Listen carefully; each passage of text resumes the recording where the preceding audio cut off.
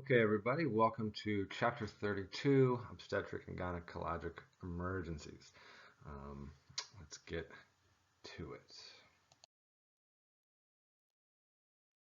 All right, so as usual, with many of our chapters, we'll start off with a bit of anatomy and physiology. Hopefully you remember some of this from your sex ed classes. Okay, so for the women, their external genitalia. First, we have the labia. These are layers of tissues that protect the external genitalia. The urethral opening and the clitoris are found in the anterior aspects of the labia. The perineum is the space between the vaginal opening and the anus.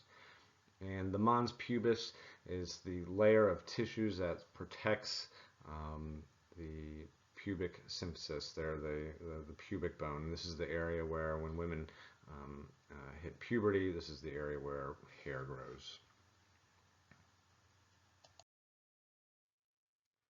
For the internal genitalia, we have the vagina. It's the birth canal. It's made up of smooth muscles. It's the opening from basically the outside world to the uterus.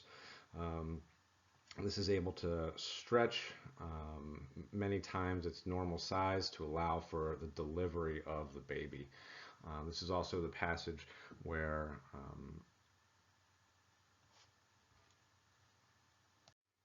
menstrual waste products are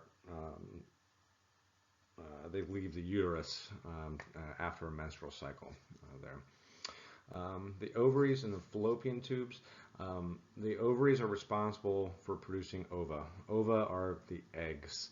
An ovary also produces many hormones that help out during pregnancy as well as in puberty there. When an ovary releases an ovum, an egg, it travels from the ovary through the fallopian tubes, or into the fallopian tubes. And the fallopian tubes is normally where fertilization occurs. Now, what normally happens is an ovum is fertilized in the fallopian tubes, and then it travels down to the uterus and implants there for growth. We remember from our abdominal emergencies chapters that we can have ectopic pregnancies. So this is where the egg is fertilized but implants in the fallopian tube or somehow makes it outside of the fallopian tube there and implants elsewhere. The fallopian tubes, they can't grow and stretch at all, so it's a dangerous, can be life-threatening situation there. So the ovaries release an egg, the egg goes into the fallopian tubes, that's normally where fertilization occurs, and then the fertilized egg travels down further into the uterus. The ovaries, there's one located, they're small, they're round, and they're located in each of the lower abdominal quadrants. So if you remember back to abdominal emergencies, when a woman has an ectopic pregnancy, we're going to get sharp pains in those lower abdominal quadrants, depending on obviously which fallopian tube the implanted fertilized egg is. And then there's the uterus. The uterus is if a woman's not pregnant, it's relatively small. It's very muscular and it's hollow, and it's located in the midline of the lower abdominal quadrants there. That's where the fertilized egg should implant there, and it grows and develops into a fetus there. The uterus is actually really cool because it can grow to many times its size. It can grow and stretch to many times its size. As we know, women can carry twins and triplets and even more. You guys probably don't remember, but there was this person in the news, and they called her the Octomom because she had 8 babies. It was a artificial insemination case, and so it wasn't natural that she had 8, but she did carry 8. So her womb, her uterus, was able to stretch and grow to carry 8 babies, 8 placentas, etc. In there. And obviously, these babies were much smaller. They didn't develop fully. Well, I don't think it was a full 9-month pregnancy, but for her. But the point is that the uterus can stretch and grow to many times its normal size. When a woman is in late term pregnancy, right, getting towards like the 9th month, that 3rd trimester there, the fundus, or the top of the uterus, it can get almost all the way up to the xiphoid process there, just underneath the diaphragm. So that's a long ways to grow and stretch for a human organ there. It's pretty cool, the uterus.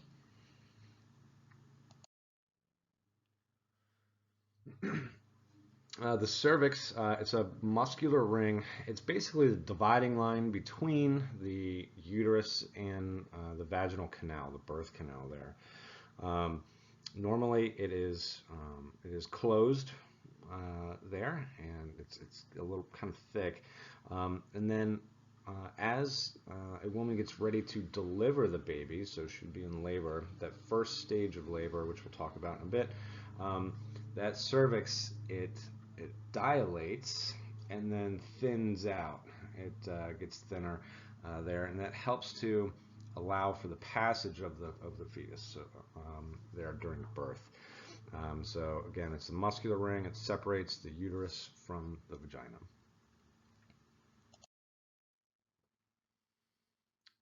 Here we have a nice little picture there of the anatomy.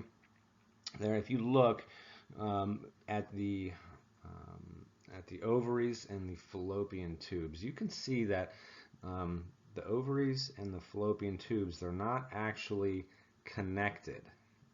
Okay, the ovaries kind of sit inside the end of the fallopian tubes there.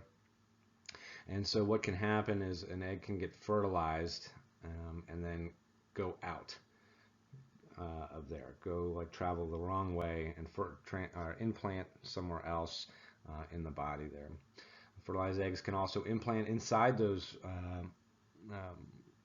fallopian tubes there. And that's where we get the ectopic pregnancy. If you look at the uterus, the cross section there, you can see just how thick the walls are of it there. They're really muscular. And again, they have the ability to grow to many times their original size there as the fetus develops.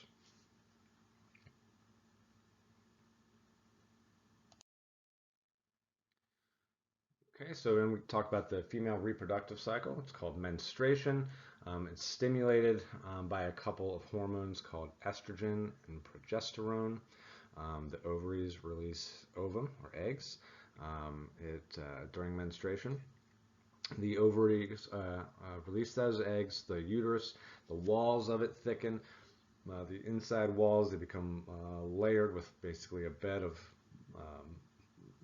red blood cells, and where it is a place for the eggs to implant. It's like this, makes a soft, basically carpeting inside of there for the eggs to implant. The fallopian tubes use peristalsis. Remember that term, peristalsis? It's the term for moving food along the digestive tract, right? It's how the smooth muscles kind of push things along through tubes, like our small and large intestines there. The uterine walls, after several days there, when the woman's body realizes that the egg has not been fertilized, it starts to shed those walls, the lining that has been built up there over several days. And that's the bleeding that women get in menstruation that can last for several days there, and can be heavier or lighter, depending on the woman and her own personal menstrual cycle, and obviously medications, things like that. So for fertilization, the sperm reaches the egg, the ovum. The ovum becomes the embryo once it's fertilized. The embryo then implants in the uterus, in those thickened walls of the uterus. and then that's where the first stage of pregnancy, the fetal stage, begins. All right, so we're just going to talk quickly about a few physiologic changes that happen in pregnancy. Obviously, there's big changes going on in the woman's body during this pregnancy, so we'll cover a few of those here. So there's 9 months of pregnancy. So we'll start with the reproductive system here. But there's 9 months of pregnancy. It's three-month trimesters. But if you look at it, it's actually going to be a total of 40 weeks. 40 weeks. Okay. There for normal pregnancy. Inside the uterus, something called the placenta grows. It is an organ made up of both maternal, that means from the mom, and fetal tissues, it means from the baby there. This is a vital organ of pregnancy. It's the exchange area between mom and the fetus. The exchange area there would have nutrients and oxygen and waste products from the baby get transferred there. You want to kind of think of this as like the area in the lungs and the alveoli where there's that exchange process. Okay, so the baby's got its own blood supply, and it's going to take its waste products and it'll travel down the umbilical cord, which is attached to both the placenta and the baby.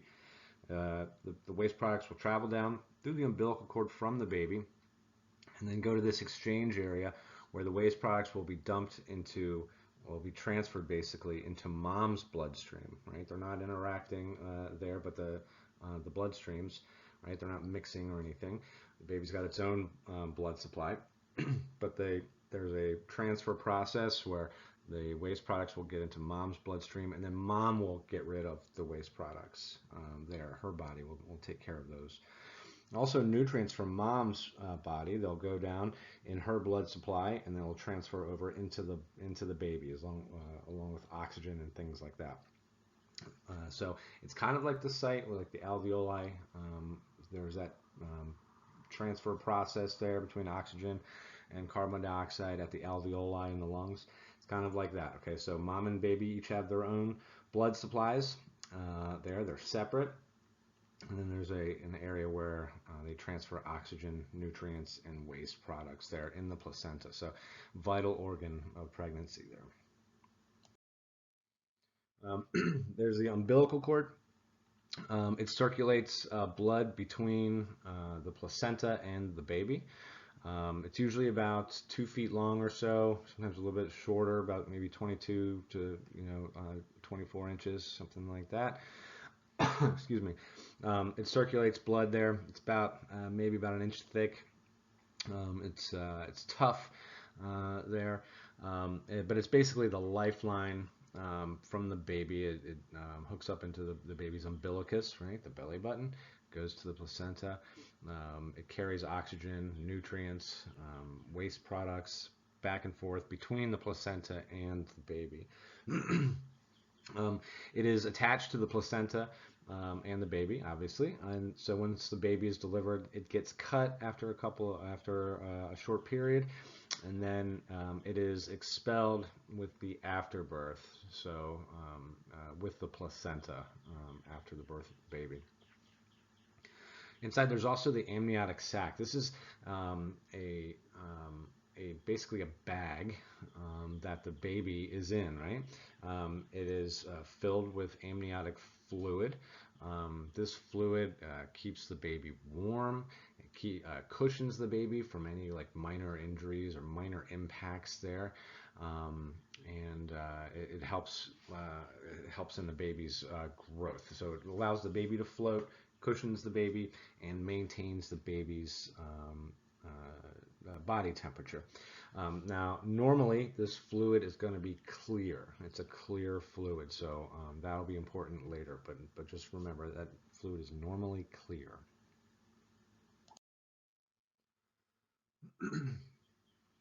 So we can see here in this picture how the baby is set up here.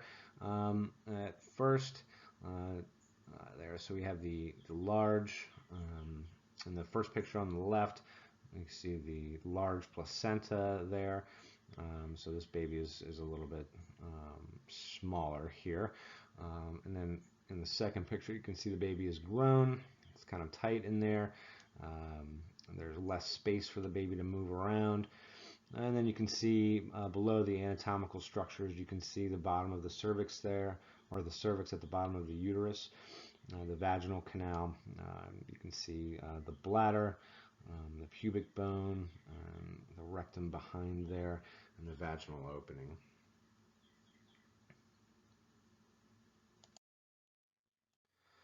Okay, so one of the changes has to do with the cardiovascular system. There's increased blood volume, cardiac output, and heart rate. All right, so while it says there is increased blood volume, it's important to remember that there's not an actual real increase of red blood cells. And so it's more of like the plasma and whatnot there. But so that can lead to anemia, which means basically there's a dilution of the blood, and not a lot of red blood cells compared to like the vascularity and the mass of the patient there. We can have we have the increased blood volume, but not increased red blood cell count, right? So we're not increasing the ability to carry oxygen. That's the same.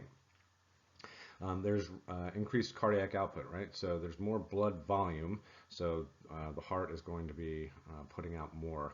So there's more blood, combine that with a higher heart rate, and the cardiac output is going to go up there. There's also increased vascularity, especially like in the uterus there, so remember that. The respiratory system, there's obviously the body's doing a lot of work, and in order to do work, the body needs energy. In order to form energy, ATP, the body needs oxygen. So there's an increased oxygen demand in the body, and obviously if the body's doing more work, it consumes more oxygen. So there's an increased demand for oxygen, so breathing rates can go up. The gastrointestinal system, digestion is slowed a bit. Obviously, there can be nausea and vomiting happening there as well. As the baby grows, the uterus is going to be putting pressure on all the gastrointestinal system organs there. It not only makes it uncomfortable, but that'll help slow the digestion there. Occasionally, the nausea and vomiting can be incredibly severe and lead to severe dehydration and hypovolemia. I know in in my personal life, my daughter's mom, she was incredibly sick, which led to a hospitalization because of hypovolemia. Right? She was severely dehydrated and hypovolemic because of it. So it can get really bad. Some women, it's not so bad, but others it can be incredibly bad. So it can lead to things like hospitalizations or even loss of the baby itself.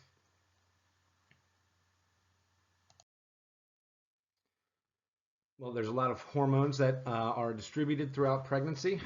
Basically, as soon as the woman's body realizes that she's pregnant, it goes into basically high-speed production of different hormones throughout the body. And this happens basically up until the baby is delivered. So there's these hormones affect changes in the body. So the ligaments, especially down around the pelvis, they're made more elastic. The pelvis actually opens up; it changes shape a little bit for the woman to help allow for the delivery of the baby. But it also affects other ligaments in the body. So anywhere, knees, shoulders, elbows, all that, anywhere there's ligaments, and so they're more susceptible to injury because of that. There's obviously there's a lot of weight. There's going to be weight issues there.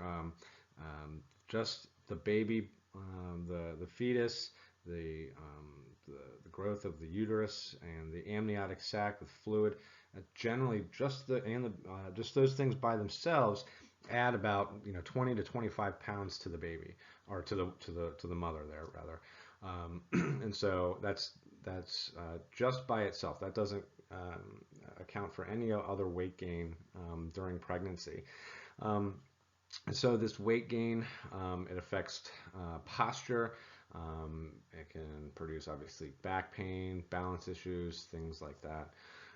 Pre-existing conditions can be exacerbated. They can be made worse because of the pregnancy. So it is important, if you do have that pregnant medical patient, if they're having issues, dig into what pre-existing conditions they might have. Right? Do they have diabetes? Are they epileptic? Do they have high blood pressure problems? Things like that.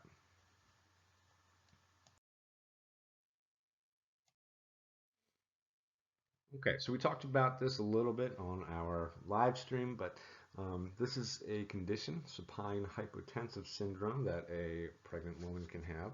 Usually it's happening in the later stages of pregnancy, so the end of the second trimester into the third trimester there.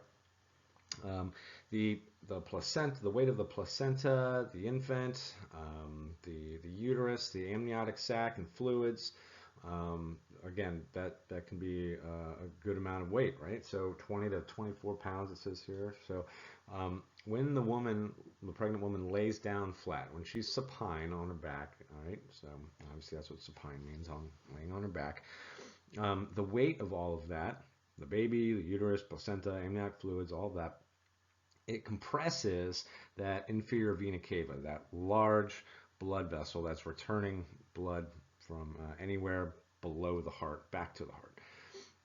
It compresses that, and so not as much blood is getting back to the heart when she's laying supine like that. That decreases cardiac output. Okay, so not as much blood, not as much oxygen is getting pumped back around. So when this happens, we get a drop in blood pressure. She gets dizzy because of the blood pressure drop and the loss of oxygen there, and then obviously we have the blood pressure dropping there. Let's see. So with supine hypotensive syndrome there, we it's basically the body is thinking that it's going into shock. So it's going to have um, it's going to have it's going to react like it is going into shock, and so you're going to see things like the heart rate goes up, breathing rate goes up, etc. Now you're going to see those kind of things, with the blood pressure dropping, heart rate up, breathing rate up, but our treatment for it, you're not exactly going to treat like we are going into shock. What you're going to do is you're just going to lay them left lateral recumbent. Okay, laying the patient on her left side. That's going to alleviate any of the concerns here. So having her on the left side is going to take the weight off of that inferior vena cava, and so it's going to allow blood to flow freely back to the heart. Cardiac output is going to go back up. Blood pressure is going to come back up. The heart rate will go back to where it was normally there, and the breathing rate will be returned to normal. So hopefully the dizziness will dissipate as well. So left lateral recumbent for supine hypotensive syndrome. So let's think about these things. So how does the development of the fetus affect other body systems? Well, as the fetus is growing, right? If we have the uterus, which is in the lower quadrants, and it can expand all the way up to below the diaphragm, right? Just inferior to the diaphragm. If it can grow that big, is it putting pressure on any other organ systems? Might that pressure or pushing things kind of out of the way a little bit, might that affect how those other organ systems can work? Absolutely. So breathing can become more difficult, right? Late stages of pregnancy, that third trimester, there's pressure being put upon the underneath on the diaphragm, and so mom can't expand her chest cavity to take a full deep breath as she normally would. The lungs and the diaphragm can't expand all the way. She's got pressure on her bladder, so maybe you've heard that pregnant women have to pee all the time, right? Maybe that digestion is slowed and things like that. So there's that pressure of the growing fetus, right? There's not a lot of room in there for things to move around. So when that fetus is growing, that uterus is growing in size and taking up a lot more space, there's consequences for that. And so as the baby grows, it actually makes it harder for the body to sustain that growing fetus, right? Just because there's not a lot of space in there. So it makes it a bit more difficult there for mom.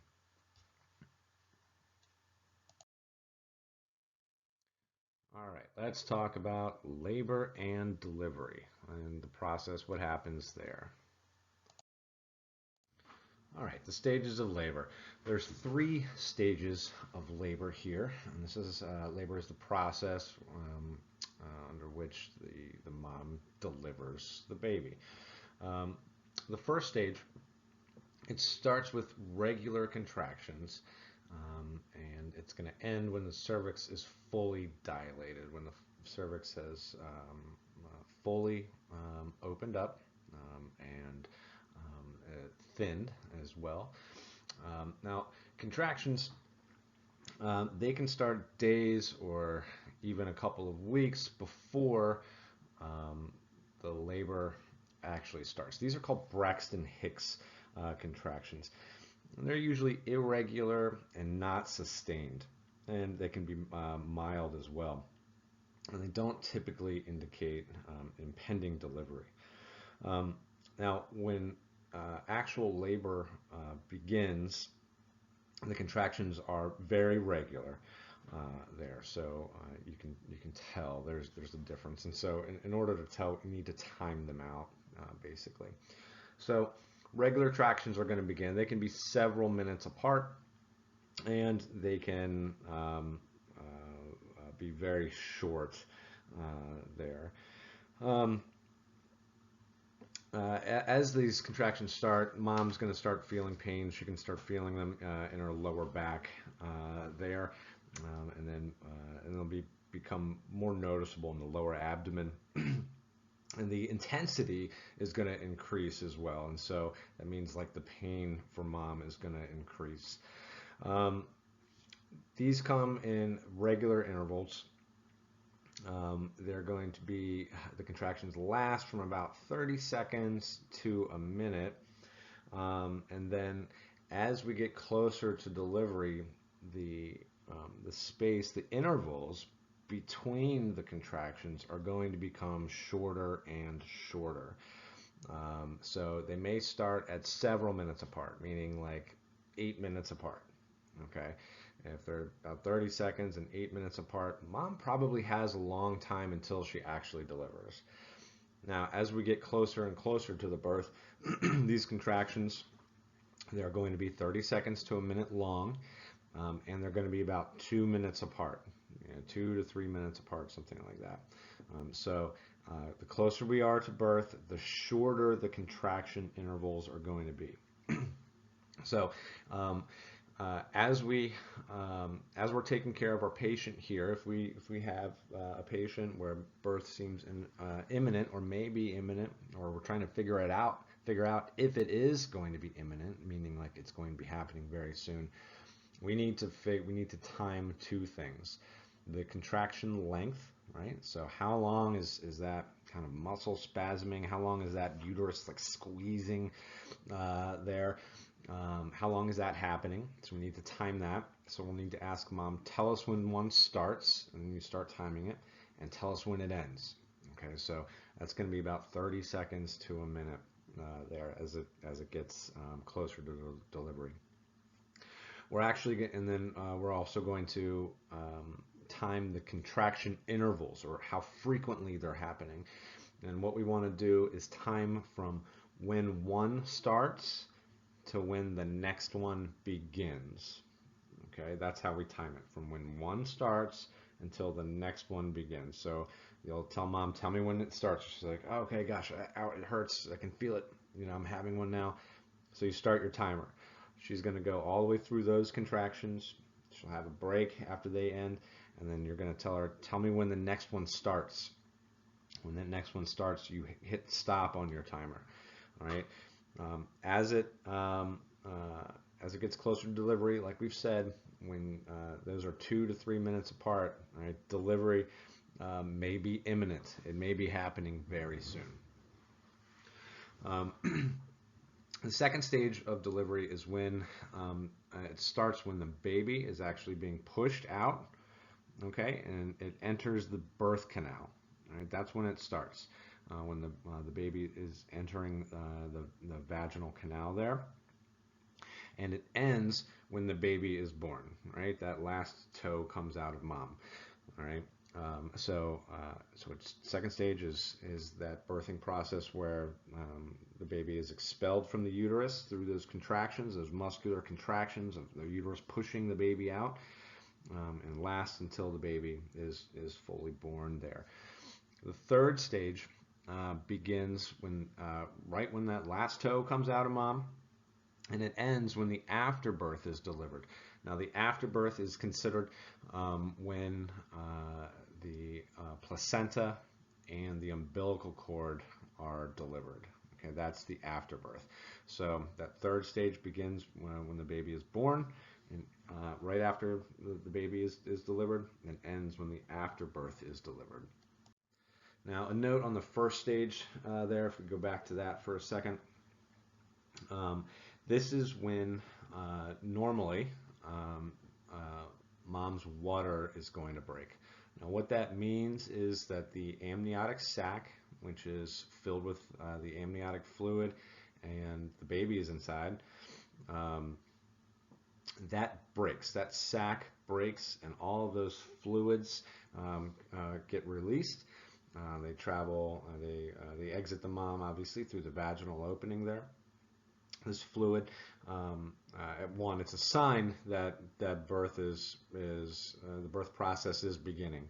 Just because a woman's waters break doesn't mean that birth is imminent. It can happen several hours later. Okay. Now, usually this happens on its own. Okay, but occasionally it happens where you will need to actually break it yourself. Okay, that doesn't mean reaching way up in there and poking around. Okay, this means that as the baby is being delivered, you'll see that the amniotic sac is still filled with fluids as the baby's head is coming out. So if you see that, then you can break it as the head is coming out, like taking a finger and breaking it there. Now, when the water breaks, normally what you're going to see is clear fluid. If you're there, you can observe it yourself. If you're not there, you're going to have to ask the question, what did it look like? Okay. Hopefully it's clear. Okay. One of the problems that can happen is if the fetus, the baby is in distress at all, what can happen is that the baby basically it poops inside the womb. That's a sign of fetal distress. If you see that, what you're going to see if that happens is that the fluid is stained. It's called meconium staining. And the fluid is going to be like a greenish brown, a yellowish, greenish type of brownish yellow color. And it's a sign of either maternal or fetal distress there. Right, so this is a bad indication there, okay, or it can be bad. It's an indication that things could be going poorly. What's important to remember is after the baby, and we'll get to this, but after the baby is delivered, is when you're suctioning, if you see meconium staining, right, the baby's going to be covered in this stuff. If you see the staining on the baby, it's important to obviously wipe the baby's face down there, but we're going to suction the baby's airways right after it's delivered, and we'll talk about the process. But it's important to make sure that all of that is gotten out of any mouth and then the nose there. We don't want the baby to be inhaling any of this, aspirating any of it. Now, when you're asking about the color of the the fluids, there may be what's called a mucus plug there.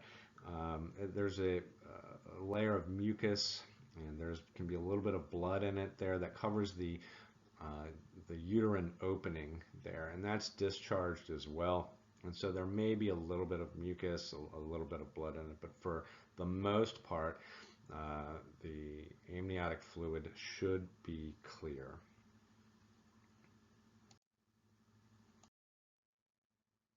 Okay, so as we talked about in the first stage, we can have the Braxton Hicks contractions.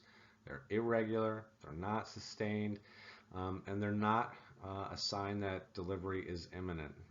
Again, they can start days or a couple of weeks out. In personal experience, ours, not mine, obviously, but ours started about almost 3 weeks prior to delivery.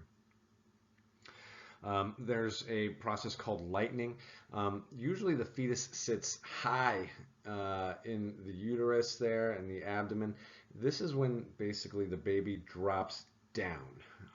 Usually mom can feel a change there, but the fetus drops down towards the birth canal, basically into the pelvis there, and it's ready, getting ready for delivery. Okay. Regular, normal contractions, again, like we said, there's a regularity to them, and they are producing those normal labor pains. Again, they'll start in the lower back and they'll move back towards the lower abdomen there as they progress. Again, characteristics of labor pains, there are regular intervals. As labor starts, they'll be several minutes apart, 7, 8, 9 minutes apart. And the duration will be not as long. As labor moves through this process, the intervals will become shorter, 2 to 3 minutes when birth is imminent, and they will last a little bit longer. So when they're 30 seconds to a minute apart and 2 to 3 minutes apart, excuse me, they last 30 seconds to a minute, the contractions, and they're 2 to 3 minutes apart, delivery may be happening really soon. And we talked about the breaking of the amniotic sac and meconium staining.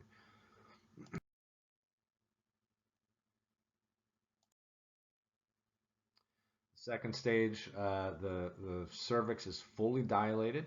This is when the second stage begins. The cervix is fully dilated. The contractions are very frequent here. Labor pain is real intense at this point. Mom is going to be feeling an urge to push. She's going to want to push that baby out. Or also, she could also be feeling the urge to poop, right? She's going to want to move her bowels.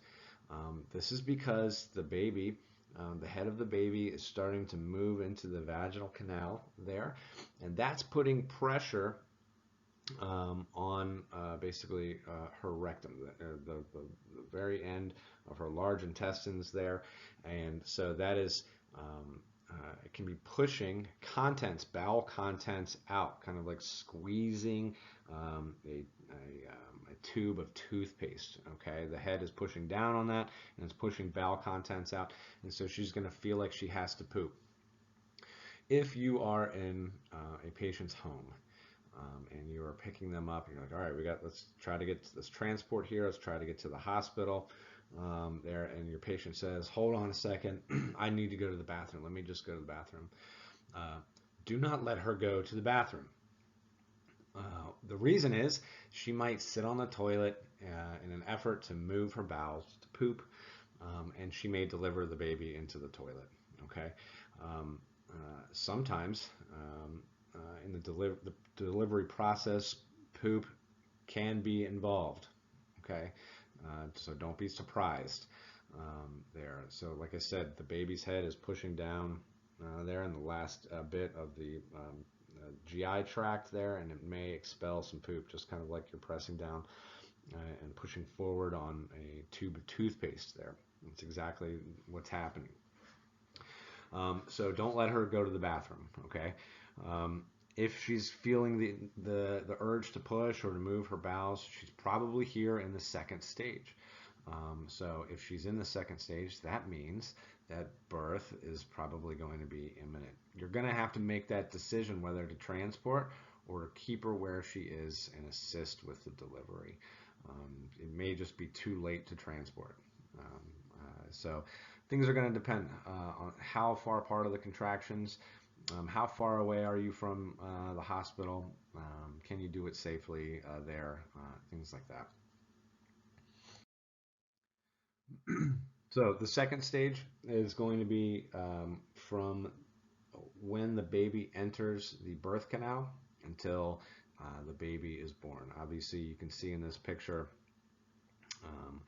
we're deep into the second stage here where there is delivery. An important thing to notice is how we have the hands positioned here. That lower hand, okay, they're going to be putting pressure there on the perineum. This is going to help one to hopefully limit any tearing that's going to happen of the perineum. It's not that unusual to have tearing happen of the perineum, so that space between the vaginal opening and the anus. So putting a little bit of back pressure there. Also, that upper head, we're going to be placing gentle back pressure on the head, right? We're not pushing the baby to keep it in there, right? Like, don't come out, don't come out, right? We're not doing that. It's just a gentle back pressure there that can help to prevent an explosive delivery where the baby just comes kind of flying out there. This will be more prevalent with women who have given birth multiple times. So we want a gentle back pressure on the head. And then obviously we're going to a little bit of pressure there with the lower hand on the perineum to hopefully prevent any kind of tearing. The third stage is after the baby is born, after the baby's birth, the baby's been delivered there. The contractions will continue here, okay? The contractions will continue, and it's the uterus is contracting in order to expel the placenta there. This usually lasts about 10 to 20 minutes. It's not all that long, and it's a very easy passage there of the placenta as compared to the baby. So in about 10 to 20 minutes, the contractions will continue, and then the placenta will be delivered as well. Here's a nice picture of the placenta being delivered.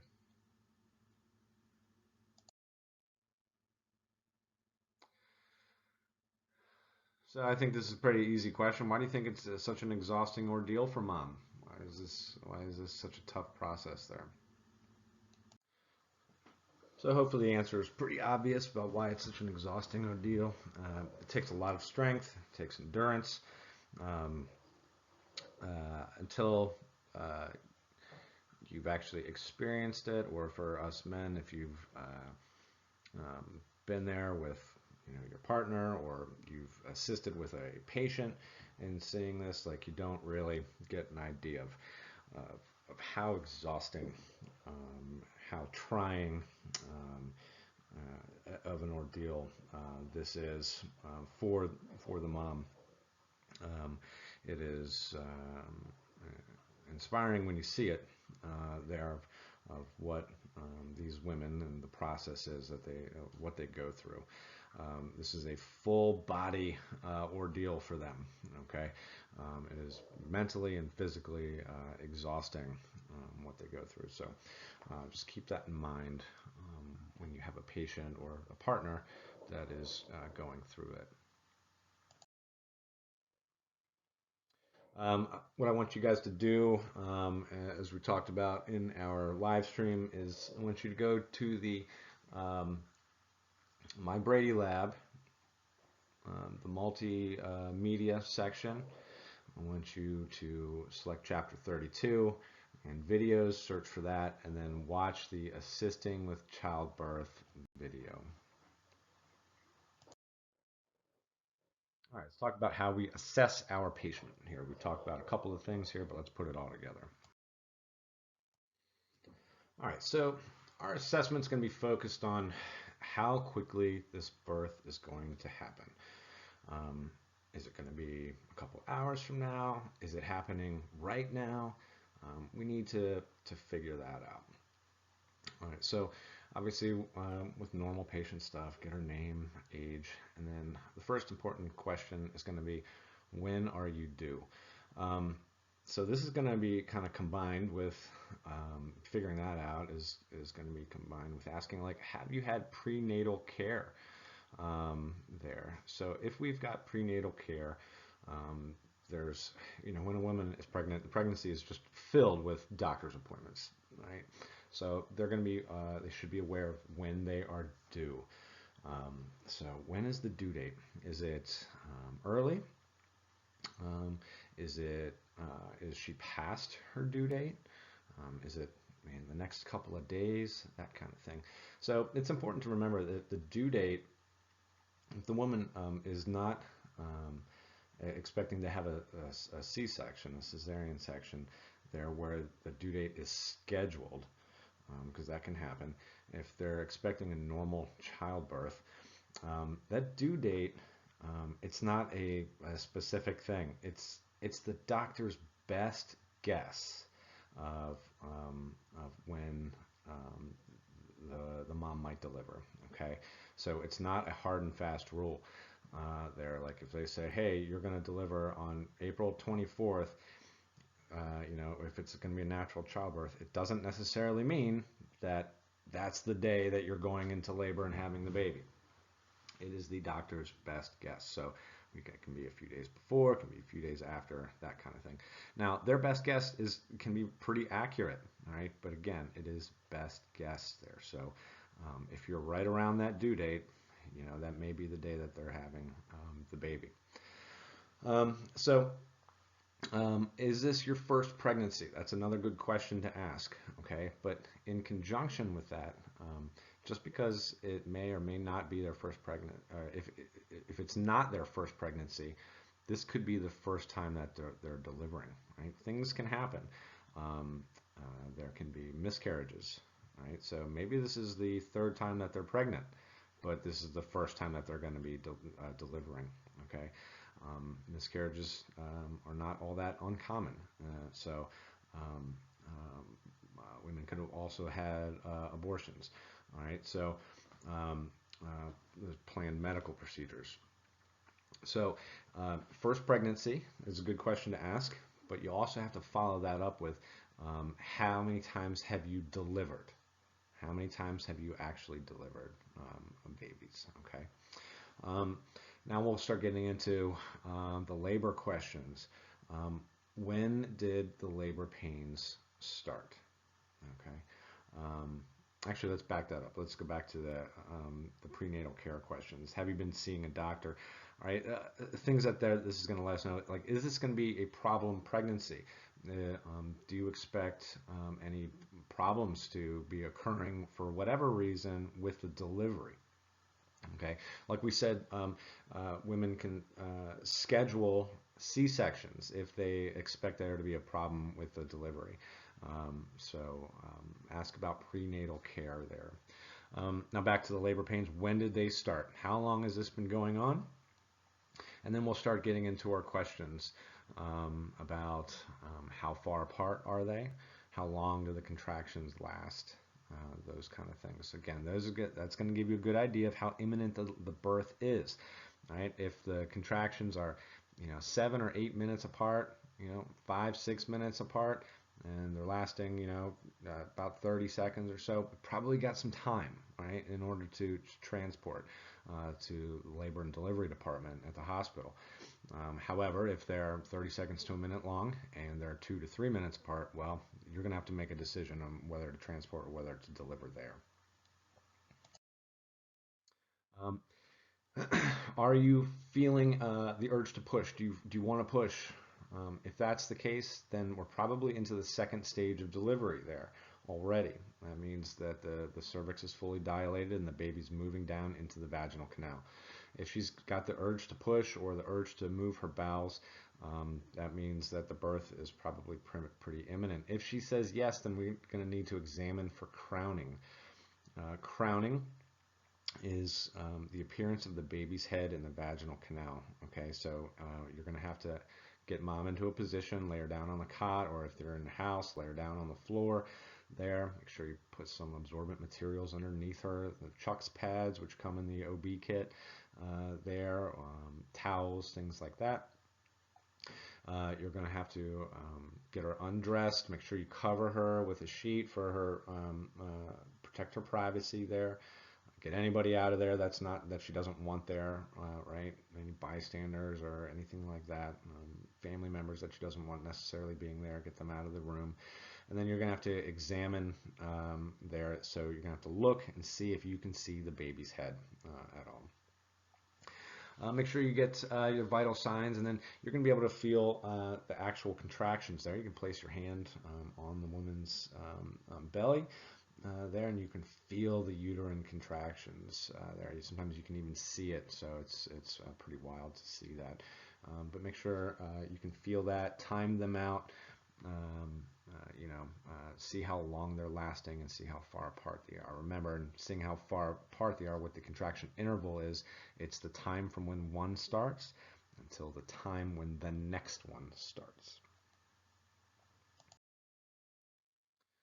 All right, here's a picture of crowning. So this is pretty into the crowning part. So crowning can obviously be seen before this. This is actually the start of the delivery of the baby's head there.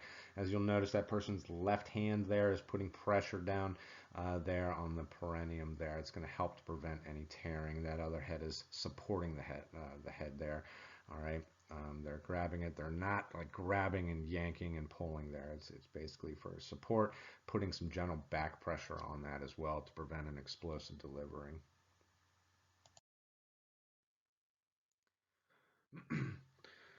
All right, so these are some important findings where we may feel the need, or there may be the need, for neonatal resuscitation. Okay, that means delivering positive pressure ventilations or even CPR. If there's no prenatal care, all right, then they're not going to know if there's any problems with the baby or the pregnancy. If they haven't been going to the doctor's appointments, and they're not going to know about any problems.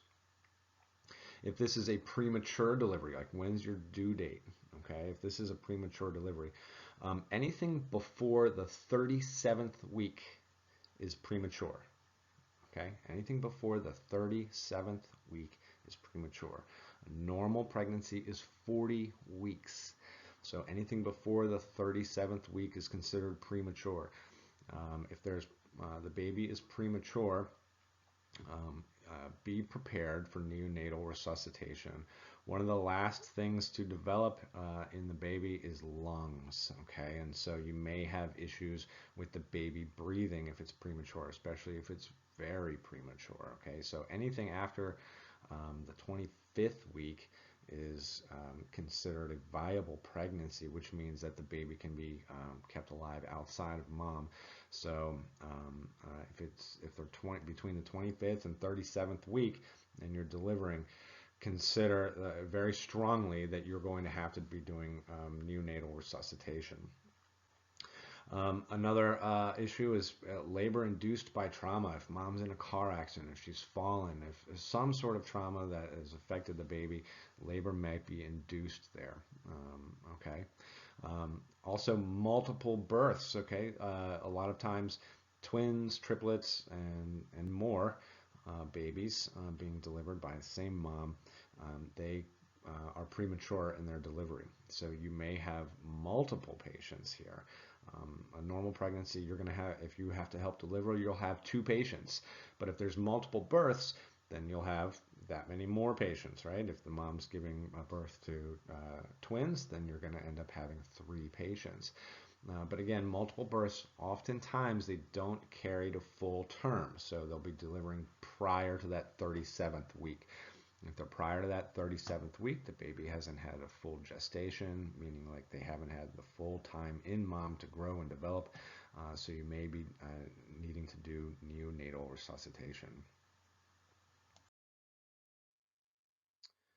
If mom's had a history of pregnancy problems, especially placenta previa and breech presentations. Okay, these are 2 issues that are going to give you a good idea if you're going to have problems in assisting with this delivery. Now, if we remember placenta previa here from your reading, that's where the placenta has formed on the uterine wall at the uterine opening, right there at the cervix. And so it prevents the baby from delivering. It's basically blocking the exit of the uterus there. So that is going to be, it's a huge problem. Also, a breech presentation. That's any presentation, any part of the baby that's being delivered first other than the head. So if mom starts to deliver and you see a foot, okay, that's a big problem. If you see a hand, that's a big problem, okay? Those are findings that are problematic, and you need to get mom to the hospital for those. So there may be the need for the neonatal resuscitation. Any labor induced by drug use, particularly narcotics, right? We know what the narcotic effect is on the system. We lower breathing rates and things like that. And so obviously if mom's breathing rate is going down, guess who else's oxygen supply is going down? Yeah, you guessed it, the baby. If there's meconium staining when the water breaks, that is a sign, as we talked about, of fetal and maternal distress. And so if you ask about what color the fluid is, and if it's anything but clear, there, right, that greenish yellow, that brownish yellow color, that's a sign of fetal or maternal stress. And so there may be issues there that require neonatal resuscitation.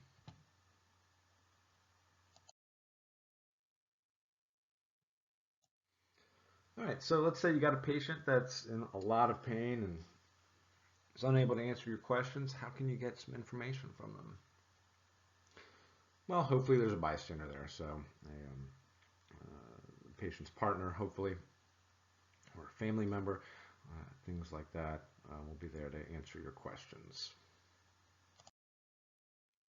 All right, let's talk about the process of normal childbirth. All right, so a bit of semantics here. We will assist in the birth there, in the delivery of the child. Mom will actually do the delivery. Our role is going to be to determine whether or not that we can transport this patient. If we can, let's get on the road and get her to the hospital. But if birth is imminent, if you think it's going to be happening in the next few minutes, then you and your partner need to prepare to deliver on scene there and assist her in doing so. All right, so in preparing mom for delivery, if you've done your assessment and that she's going to be delivering here in the next few minutes, you need to prepare the scene. Basically, that means get mom ready, all right? And so get yourself ready, get your partner ready. So control the scene first. That means get anybody out of the area there that doesn't need to be there. All right, let's give mom her privacy. Wear your proper PPE. What do you think you're going to need to wear for this? Is wearing gloves alone sufficient? Probably not. So you're going to want your gloves, a mask, goggles there, safety goggles there, and a gown. So get your whole deal on there. Get mom ready. So let's get her positioned first. So either on a bed, on a floor, on your stretcher there. Remove any clothing that's going to obstruct the vagina. So take off underwear, pants, things like that. Make sure when you're doing this, keep her privacy protected. So let's drape a sheet over top of her legs there so she's not exposed to the whole world there. You want to position an assistant, so your partner. If there's nobody there, if the mom's partner isn't there up at the patient's head, then Get your partner up there so you can assist with mom. Part of this is going to be, emotional assistance there, helping to coach mom through it or helping her through it there. So having a partner up by mom's head is gonna help there. Otherwise, if the patient has a partner there, then have your assistant near you so they can hand you anything that you might need. Now it's important here to position your OB kit too. Make sure that things are right there next to you so you can grab them when you need them, okay? And then make the environment as warm as possible here, okay? So it's not just for mom, but remember, this baby's coming out soaking wet, all right? And babies don't have a great ability to regulate their own body temperature, especially in a cold environment. So let's make this a warm environment. If you're in their home, let's turn the heat up a little bit. If you're in the back of the ambulance, let's turn the heat up a little bit. Make it warm back there. All right, this is important for the baby, mostly. All right, so here's preparing mom. All right, so we've removed any clothes obstructing the vagina. We don't have to get her completely naked there too, especially at the beginning. But lay her down. You see in figure number 1 here that we've got some Chuck's pads underneath there, 1 and 2, some absorbent pads. Let's cover her with some sheets there to give her some privacy there. So you can see in the bottom picture there, she's completely set up, ready to go. This is what your OB kit looks like. You're getting that blue thing in there in the middle. That's a Chuck's pad, some absorbent pad there. There's some other absorbent pads. We've got um, we've got a bulb syringe there at the top. It's kind of like a small turkey baster. In order to use those, you squeeze the bulb. You'll insert it into the baby's mouth or nostrils. Let go of the bulb. It'll suck anything into that. Take it out, squirt it out somewhere like onto an absorbent pad there or anything there, and you'll do that several times. We've got some scissors there to do some cutting. Sometimes they come with a scalpel rather than scissors. It's just to the right of that blue Chuck's pads. You're going to see 2 umbilical cord clamps there. Those things are there are these plastic clamps that clamp down really tight and they lock, and they're one-time use. Once you lock those, you can't open them up unless you break them. So don't be playing around with them and lock them before you're able to use them. Right? They lock one time, and then they're worthless to you. You've got some bags here on the lower left there. That's to take the placenta with you there after delivery. And we've got obviously some other dressings there as well. So not much there, but it's all, you're going to use all of it.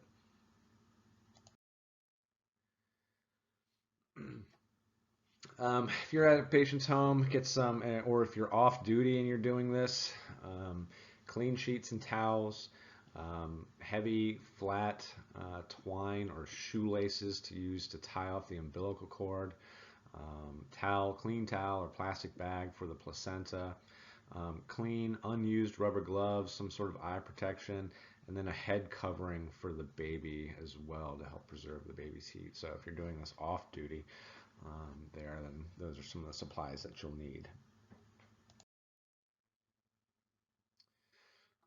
So in today's litigious society, right, where lawsuits happen often, are there any legal, moral, or ethical concerns for an off-duty delivery? Sure, definitely, absolutely. So we have somebody in a vulnerable, exposed position there, and so everything needs to be above board, needs to be as professional as possible. There, just don't be a creep or some kind of monster. Okay, let's talk about delivering the baby. All right, you're going to to set yourself up in a position where you can see clearly the vaginal opening. Okay, you're going to want to be right there because you're going to need to have your hands there. You're going to be able to see there. You need to be ready for this patient to be in pain. Okay. they're not going to be able to get any drugs or anything like that to reduce the pain. So they're going to be in a lot of pain. They're going to be experiencing discomfort. Maybe they're cussing at you. Maybe they're cussing at their partner. Maybe they're screaming, things like that. All right, be prepared for that. All right, that can be normal. Right, so as you're going through that, don't take anything personally, and then provide emotional support. Tell them they're doing great. Communicate with them through the contractions.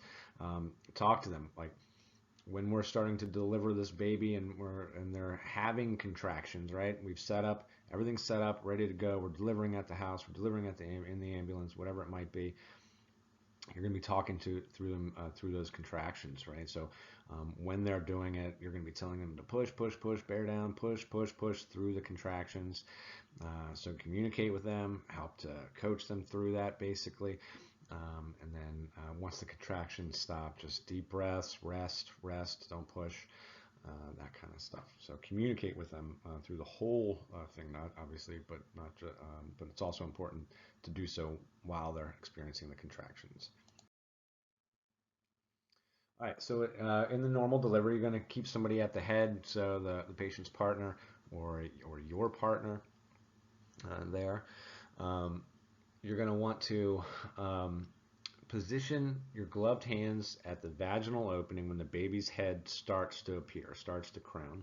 All right, the crowning, you might see the vaginal opening open just a little bit, and a couple inches inside, you can see the baby's head. All right, so that'll be the start of the crowning. But when the baby's head starts to appear, you're going to want to position your hands there. If you kind of follow football at all, and you're familiar with that, it's kind of like how the quarterback is putting his hands underneath the center to receive the snap of the ball. Okay, so one hand kind of on top of the other there. As the baby's head starts to appear, you're going to place the hand that is on top, okay, gently against the head, and as we've talked about, put gentle back pressure on it. Okay, just gentle, right? Not a lot. You're not pushing it back in or anything else. Just very gently place your hand on there, slight bit of pressure, and that's to help prevent an uncontrolled expulsion or an explosive delivery there. As the baby's head is coming through, you can place your hand just below the vaginal opening there, maybe with some dressings there. Place gentle pressure, some pressure there on the perineum there. Hopefully it helps to prevent any like tearing there, but have that hand ready underneath to support the baby's head as it starts to deliver from the vaginal opening. At this point where the head is starting to deliver, if you see that the amniotic sac has not broken at the time of delivery, you'll be able to tell it's still going to be full of fluids there. Use a finger to puncture that membrane. Okay, let's get the waters out there, all that amniotic fluid out of there. So puncture that membrane there if you notice that the head is still surrounded by the amniotic sac that's filled with fluid. Once the head delivers, okay, once the head is out, all right, it's just going to be the head sticking out of the vaginal opening there. The first thing that you want to do is that you're going to want to check that the umbilical cord is not, in fact, wrapped around the baby's neck. All right, this can be a problem. Hopefully, everything is from the umbilicus. The umbilical cord is mostly still in the uterus and in the vaginal canal there, and it hasn't wrapped around the baby's neck at all. If it is wrapped around the baby's neck, okay, once the head delivers, the next thing that you have to do, all right, if mom starts to have another contraction, you have to tell her not to push. Don't push at this point.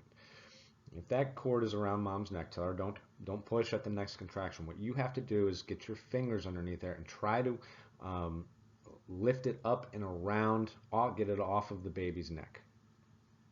Okay, if you can lift it up and around to free the umbilical cord from around the neck, then great. We can move ahead with the delivery. If you cannot, all right, and we're not going to be pulling it out of the vagina, we're not going to be yanking on that thing or anything like that. Okay, if you cannot, what you're going to do is you're going to clamp the umbilical cord a couple of inches apart, maybe about 2 inches apart. You're going to clamp it and cut it. Right? If you cannot get the umbilical cord from around the baby's neck, right? We don't want to strangle the baby with the umbilical cord through the delivery process. If you can't remove it from around the baby's neck, you clamp it about 2 inches apart, then you cut it. Okay? Now, let's say the head comes out and everything's normal. It's not wrapped around the baby's neck. The next part is going to be delivery of the shoulders here. All right. Now, as the baby is being delivered, the baby is basically going to be looking sideways, and so the shoulders are going to be in like a top and bottom formation. Okay, one's going to be superior to the other. Okay, the baby's going to be coming out kind of sideways here. So you're going to be supporting the baby's head, one head underneath it and one head on top of it. What we want to do, all right, very gently, is place a slight bit of down pressure on the head. All right. What we want to do is kind of change the angle so we deliver the superior, or the shoulder on top, the superior shoulder first. All right. First, that shoulder is going to come out, and then the bottom shoulder. We're not doing both shoulders at the same time. That's a lot. That's a big stretch there for the vaginal opening, getting both of those shoulders out. So a gentle, holding the baby's head, a gentle down pressure down to help change the angle just a little bit and deliver that top shoulder first. Once that top shoulder is delivered, then we'll slowly change that pressure, gently change that pressure, and help to deliver the second shoulder, the inferior shoulder, the shoulder on the bottom there.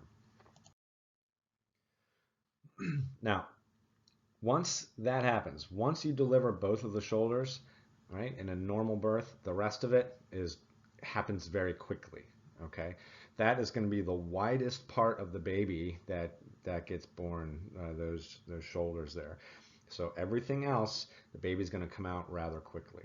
Okay, so and when I mean rather quickly, I mean it's coming out right then, basically after the shoulders. Okay, so you want to be careful to be supporting this baby the whole time in its process. Now remember, you got gloves on, they're wet, the baby is soaking wet with these fluids, it's slippery, right? You have to be careful not to drop this baby, especially if you're in a cramped space in the back of an ambulance, it's awkward or things like that, right? Don't drop the baby. So after you deliver the shoulders, the rest of the body is going to come out. The umbilical cord will be attached to the baby, and it's still going to be leading back through the vaginal opening there. Once the baby comes out, it is very important for you to keep the baby at the level of the vaginal opening. Don't lift the baby up or anything like that. Okay, because remember, we have the baby's blood supply going from the placenta to the up the umbilical cord to the baby, right? So if we lift the baby above the vaginal opening, the level of the vaginal opening, the baby's going to have a really hard time circulating their blood. Their blood pressure is very low there. So you want to keep the baby at the level of the vaginal opening. One of the first things that we're going to do is we're going to take the bulb syringe and if necessary, especially if there's meconium staining there, we're going to suction out the baby's mouth and nose. If you have to suction, if you determine that you have to suction, there's fluids there, you can see fluids in the mouth, things like that. Here's the thing to remember. You have to suction the mouth first. First. If you remember back to our pediatric chapters, neonates, babies, they are obligate nose breathers. They basically don't know how to breathe through their mouth. Okay, so if you suction their nose first and there's fluid in the mouth, you may trigger them to take that first breath on their own, and they can aspirate any fluids that are in their mouth.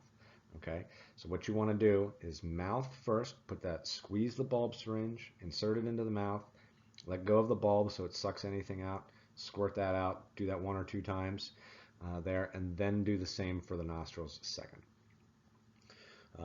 Once the baby is born, make sure your assistant is taking any notes and note the exact time of birth. Again, here's a picture that we saw earlier here, helping to deliver the baby. Hands in good position, right? Like she's taking the snap of a football there from the center. Support the head there as you can. You can see that the baby right now is face down, right, when it comes out. After that head is delivered, it's actually going to rotate a little bit to the side, so the baby's going to be looking sideways. It would be like looking at us in the picture there, and so the shoulders will be in a top-bottom positioning there. See, there you go. So it rotates once the head comes out. We got gentle pressure, or we're supporting the baby's head. We're gonna aid in the birth of the upper shoulder. What that is again putting gentle pressure, pushing down, so that inferior shoulder, we change the angle on it, and we can get that upper shoulder out. And then the second shoulder will follow shortly after that. After the shoulders are delivered, you're gonna always support the head, but then support the trunk of the baby. Also support the weight. Make sure you have a good grip. And these are slippery little folks there, so don't drop the baby. And then the rest of the baby is going to come out relatively quickly there, as compared to any part of the process before this. After the shoulders get delivered, again, it's relatively quick. So again, look, you see they're supporting the head still, and that hand's just moving down, supporting the pelvis and the lower extremities there. All right, let's talk about the newly born baby, the neonate. All right, assessing the neonate, it happens as soon as they're born. So whether you are the EMT actually assisting with the delivery or you're the partner, you're going to need eyes on this baby. What we're looking for usually is the ease of breathing, their heart rate, crying, like any kind of activity, and their skin color.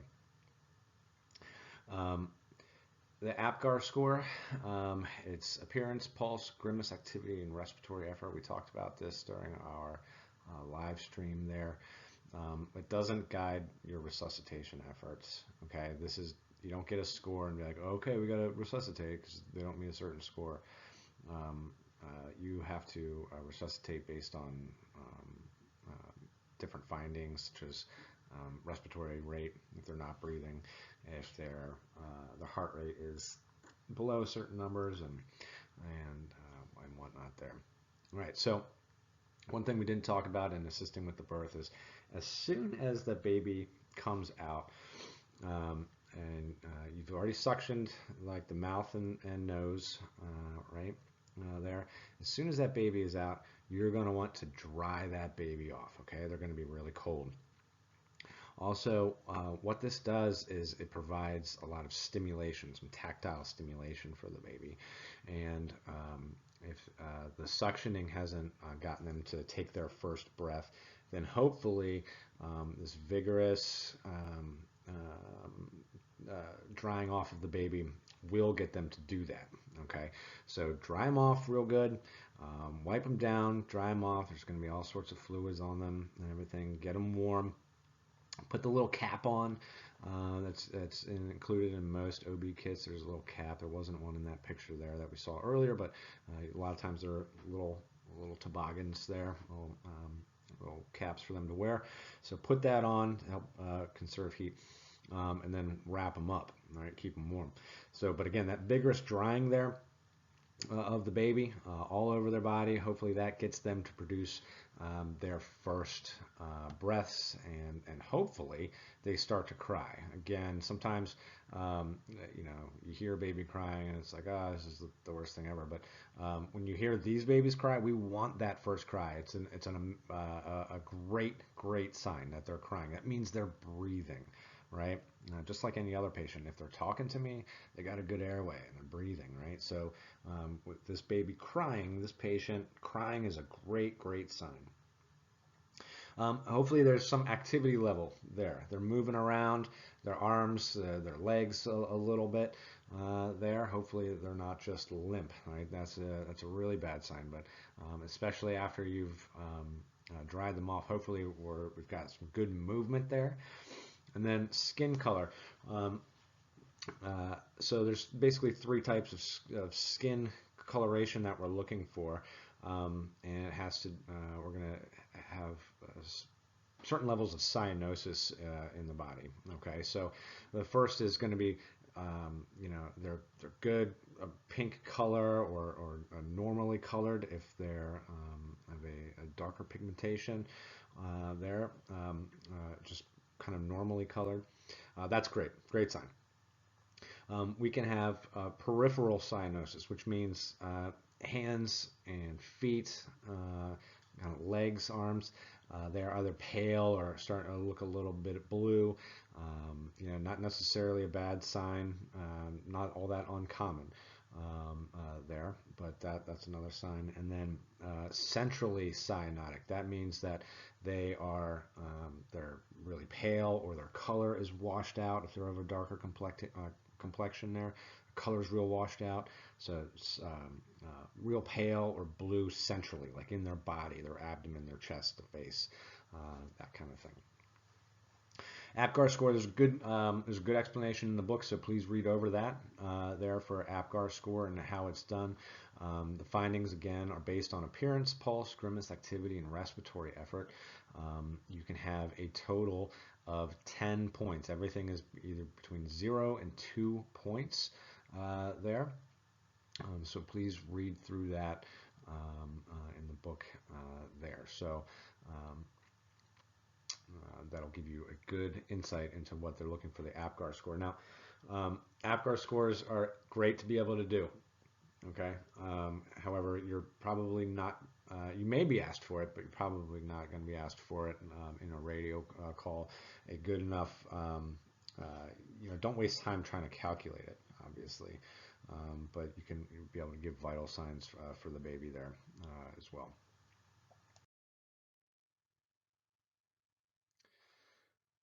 So in this picture, it says it may be necessary to stimulate the newborn to breathe. So if the vigorous drying off of the baby hasn't stimulated the baby to breathe, what you may need to do is, patting their back, flicking the soles of their feet, right? We don't spank babies on the butt anymore or anything like that, right? But flicking the soles of their feet hopefully will get them to start breathing on their own and crying, right?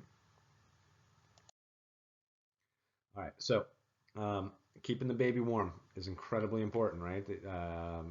Children, young infants, and neonates here, they don't have a great ability to maintain their body temperature, so heat retention is a very high priority. So dry them off, get them real dry, get them out of the wet towels or blankets that you were drying with, and wrap them in a dry blanket, right? Put on something on their head, the little cap there. Encourage the baby to breathe. That's what the encourage means there. Encourage the baby to breathe. Tapping, patting on the back, flicking the soles of their feet, things like that. Rubbing them vigorously, trying to keep them warm there. Right, at this point, after we've delivered the baby's all been dried off. Hopefully they're crying at this point. This whole process, remember, this whole time the baby's been at vaginal opening level. Okay, so they're not up and about. We're not holding them aloft like Simba, right? So keeping the baby at vaginal opening level. So cutting the umbilical cord. As we talked about, if during the delivery the umbilical cord is wrapped around the baby's neck and you can't get it over the head, can't be slipped over the head, you'll need to attach the clamps about 2 inches apart and cut it. If you need to resuscitate the baby and it's getting in the way, you can cut it. If the attachment interferes with urgent need for transport for mom or baby, or if the protocol requires it. You're also going to be cutting it after delivery. So here's the steps. So obviously the infant's already been warmed and dried. They're in dry towels or blankets. They've got their head covered. Hopefully they're crying and breathing at that point, right? You're going to place one of the clamps about 10 inches away from the baby. And then you're going to place another clamp about 3 inches closer to the baby from that, 2 to 3 inches. All right, so 2 clamps, first about 10 inches, second about 7 inches away there. Give a little bit of space in between. You're going to have surgical scissors or a surgical scalpel there. Okay, so if you've never handled a scalpel, they are incredibly sharp, so you have to be very careful with that. So be careful when you're moving the baby around. Don't cause any trauma to the cord. Don't be yanking on it, and so it's causing any trauma inside mom, things like that. So you're going to clamp those 2 things about 7 and 10 inches from the baby. You're going to wait for it to stop pulsing. You're going to see a pulsing there, and then you're going to cut it. All right. After you've cut the umbilical cord, this is where we're going to give baby to mom. Okay. So we're going to give baby to mom, lay the baby on mom's abdomen and chest there. Her body heat is going to help with the baby. This is a really important step in the bonding process and things like that. And this process is going to help actually different processes in the mom's body as well. So what we want is mom to get the baby to start feeding. So I'm going to bring the baby's face to her breast and hopefully get the baby to latch on and have mom, hopefully if she's gone through neonatal care or prenatal care rather, or Lamaze classes, things like that. At this point, we want mom to put the nipple of her breast into the baby's mouth. Right? The baby has a normal reflex to start sucking when you put something in its mouth. So hopefully the baby starts feeding there at that moment. Nice picture of the umbilical cord being cut, 7 to 10 inches away. Wait for it to stop pulsing and then cut. Obviously, it's pretty important why we stimulate the baby, right? Need her to get breathing there. Need her that baby to get breathing. That's why it's important. Okay, so let's talk about the resuscitation of the baby in case that we need to. Obviously, again, keep that baby warm. We've said it a number of times. Keep the baby warm. Establish that the baby is breathing. Hopefully, it has started crying. It's breathing on its own there. We want good respirations, okay? We want a good heart rate and good muscle tone. That means we don't want the baby limp. We want it to be moving around a bit there. If the baby's breathing is very shallow, it's very slow, or it's gasping, or it's absent, not breathing at all, then we want to use PPV at a rate of 40 to 60 per minute. So basically about 1 breath every second. Okay.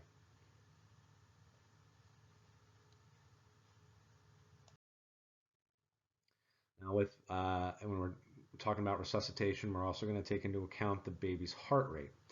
If it's less than 100, right, less than 100 beats per minute, then we're going to provide that artificial ventilation, the PPV, right, with the little tiny infant bag valve mask at a rate of 40 to 60 per minute, so just about 1 per second there. If it's less than 60 beats per minute, we're starting CPR, okay? So hopefully, if it's less than 100, the ventilation, the oxygenation there will bring that heart rate back up to where we want it to be, above 100 beats per minute. If it's less than 60, we're starting CPR. Chest compressions, normal rate, normal depth, right? You're going to have your partner there, so you have you do your thumbs, you encircle the neonate's body and you press in with your thumbs there. And if you have assessed and you just do normal CPR as you would. And then if you've assessed the baby and we got a heart rate above 100 and you've got good respirations, then just like check the airway again. Make sure you don't have to suction anything else out of there. All right, so what we're going to be able to do is the drying, warming, positioning, suctioning, the tactile stimulation, right? That's flicking the bottoms of the feet, that's rubbing vigorously on the body, that's tapping the back, things like that, providing oxygen, bag mask ventilations, and chest compressions. Medic level stuff is going to include the intubation and medications. Obviously, we're not going to have neonate masks there, so we may have to do blow-by oxygenation. So it's important that when you're doing the blow-by, we're not blowing the oxygen right into the baby's face where it hits its eyes. That can cause damage to the baby's eyes. So make sure if you're doing the blow-by technique, you've got the oxygen tubing that's blowing it by there, or something else blowing it kind of down the baby's face, past their airway, past the nose there, and not up into the face where it's hitting the eyes. Here we've got a good picture of the neonatal resuscitation, the CPR, and the technique that we talked about, encircling the baby with your hands and using your thumbs to compress. All right, first steps of resuscitation, right? What is central cyanosis? When is artificial ventilation required? And what is the rate? All right, so these are things you got to know, right? We got for the neonatal resuscitation, we've got the tactile stimulation, the drying, the warming there. And it's the first stage of that, obviously, that first part of the inverted pyramid of the neonatal resuscitation. Also including that, obviously, is suctioning, making sure you're taking care of the airway there. Oxygenation might be next there, and then bag valve masks, ventilations, and then after that is going to be the CPR there, chest compressions. Central cyanosis, that's if the patient, the baby there is cyanotic, really washed out color, gray, bluish in like the chest and abdomen and the head. When is ventilation required? All right, so if the breathing isn't good, right? So if it's slow, shallow, gasping, or absent, or if the heart rate is below 100, and the rate for our artificial ventilations is 40 to 60 per minute, so basically just about once per second.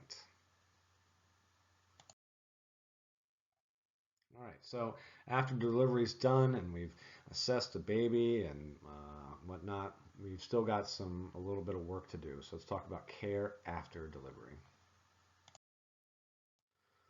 All right, so caring for mom here. So while childbirth is a natural thing, there are some risks here for mom.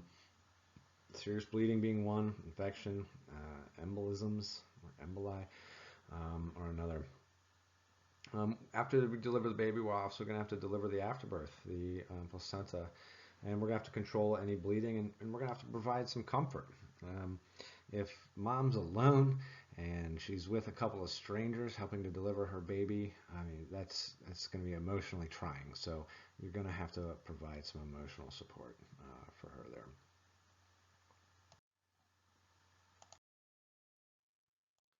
All right, so delivering the placenta, the afterbirth. As it's called, it's going to include the placenta, the umbilical cord, the amniotic sac, any membranes there from that, and then tissues lining the uterus there. There can be some, so that's all included in the afterbirth. The placental delivery, it starts with like normal labor pains there, and it can take up to about a half hour or so. So if after about 20 minutes it's not delivered, then go ahead and start transport. You can always deliver or stop transport for delivery of the placenta if it starts to crown. That's fine to do. That's not a problem. So there are conditions which occasionally where the placenta won't separate from the uterine wall where it's attached. If that's the case, then mom needs to be at the hospital for that. Okay, so you can wait a bit after delivery of the baby. If the placenta hasn't delivered, then go ahead and begin transport. And then if it delivers during transport, just stop the ambulance and deliver that, and then continue your transport. And here's a nice picture of afterbirth delivery.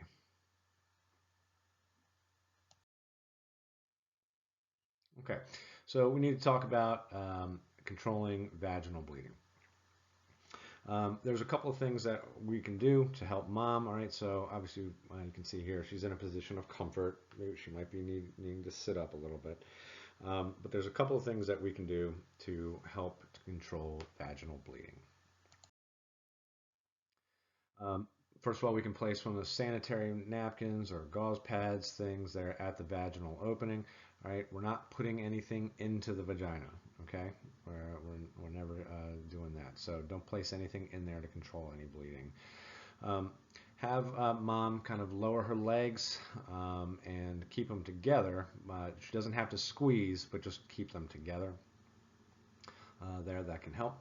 And then massage the uterus. So what you're going to do is you're going to use like the heel of your hand, right?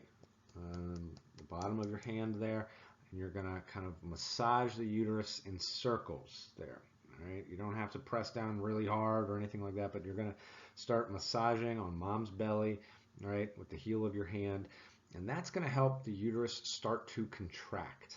Okay, as the uterus starts to contract, that'll help to control any bleeding in there. So a little bit of uterine massage there can help with that. Also, encourage mom, if she hasn't already, to start nursing the baby. Okay, and what that's going to have to do is mom's going to have to try to get the nipple of one of her breasts into the baby's mouth so the baby can latch on and start feeding.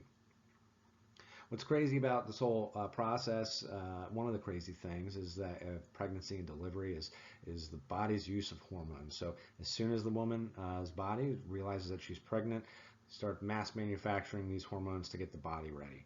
As soon as the baby has been delivered, the body stops using different hormones almost immediately there. But when the mom starts to nurse for the first time, other hormones get released. And some of the things that happen is one of the results of that is uterine contraction. Again, that the uterus starting to contract and then get smaller there. The cervix starts closing, things like that. That helps to control bleeding as well. So massaging the uterus, putting mom's legs together, not squeezing, but just having them together there, and encouraging mom to begin feeding, all can contribute to controlling vaginal bleeding after the birth. All right, so with mom, remember, once that baby's delivered, you have two patients now. So don't forget about mom. This is all about taking care of mom. And one of the things that we're going to do is we're going to want to be doing vital signs every few minutes here, okay? Be kind, be supportive. It's a crazy emotional time here. Speaking as a parent, things are remembered. The small kindnesses that I experienced with the doctor and the nurses there after the birth of my child were definitely remembered.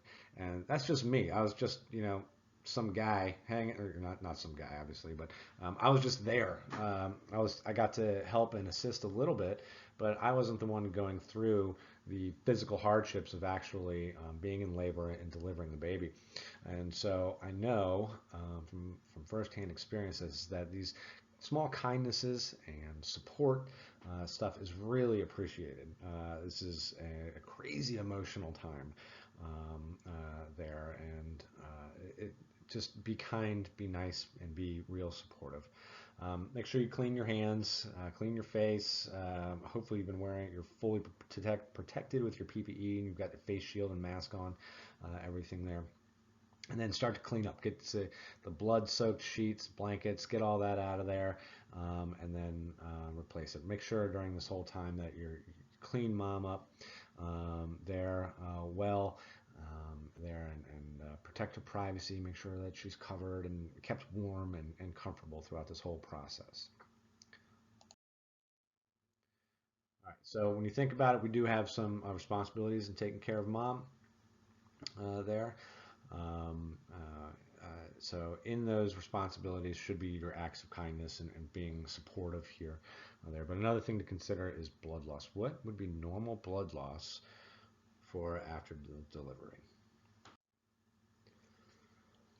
All right, so normal blood loss after delivery is usually about 500 cc's What that means is it's about 16 ounces, so a little more than like a can of soda, a little less than that 20-ounce bottle of soda.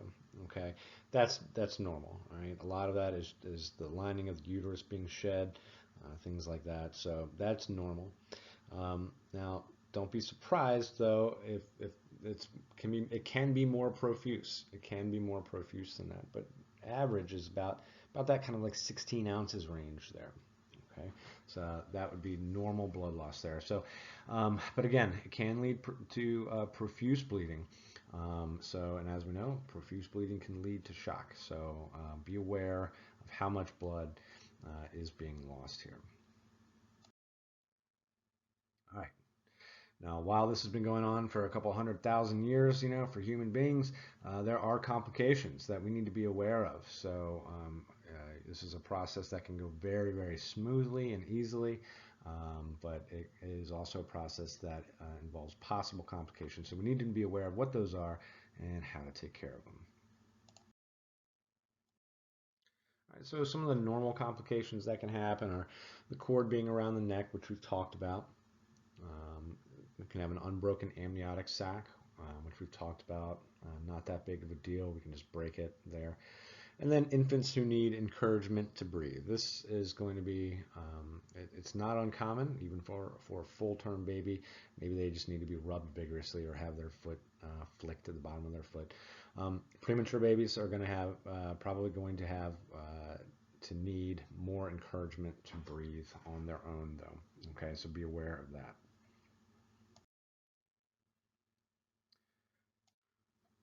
All right, a breech presentation is it's a serious finding here. It's an abnormal delivery. Okay, a normal delivery. It's called a cephalic delivery.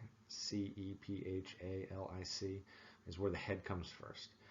A breech presentation is where either the baby's butt or it's both legs first are presenting. Okay, this is dangerous because there's a high risk of trauma to the baby here. You're often going to see meconium staining when this happens. All right, so this is not a great thing to see. You don't want to see this, but it can happen. Here we have a picture of a both legs first delivery here. Okay, now as we're talking about this, there's a few things that we need to know about it. Upon recognition that this is a breech presentation, you need to initiate transport immediately. Okay, this is an immediate transport situation here. So we're going to initiate transport immediately there. If we have the legs first, we don't want to pull on the baby. Don't want to pull on the legs to help deliver the baby. For mom, we're going to give high concentration oxygen. And then we're also going to, in transport, we're going to position her in a certain way.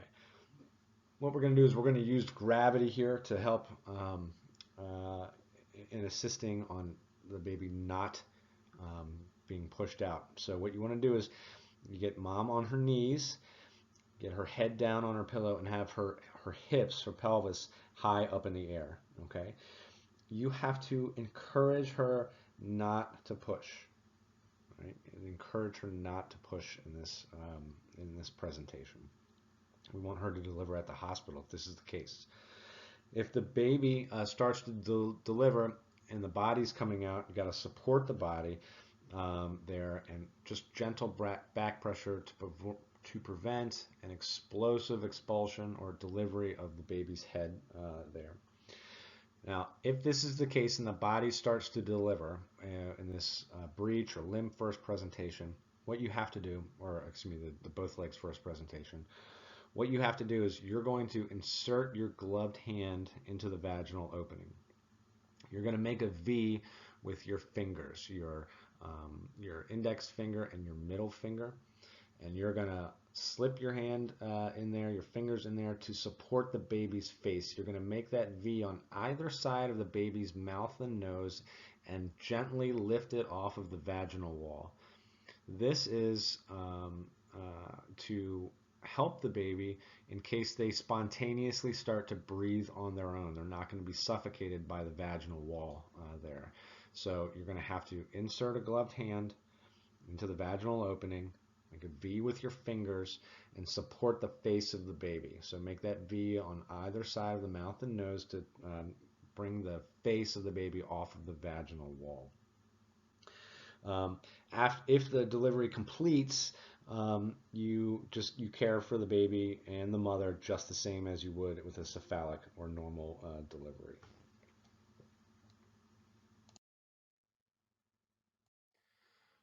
All right, the next complication for the birth is a limb presentation. So when you're checking for crowning, if you see a hand, a foot, hand and a foot, a hand and a shoulder, something like that, this is a limb presentation.